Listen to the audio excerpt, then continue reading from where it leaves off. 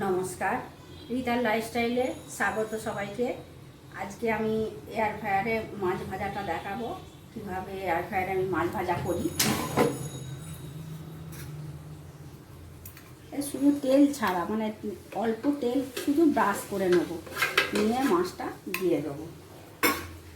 এমনিতেও মাছ ভাজতে গেলে প্রচুর তেল লাগে, তা তেল ছাড়া মাছগুলো সব দিয়ে দিলাম।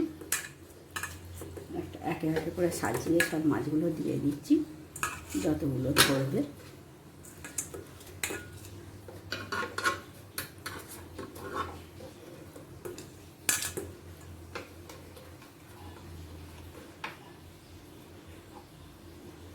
এগুলো দিয়েছি, দিয়ে টাইমটা সেট করে দিই।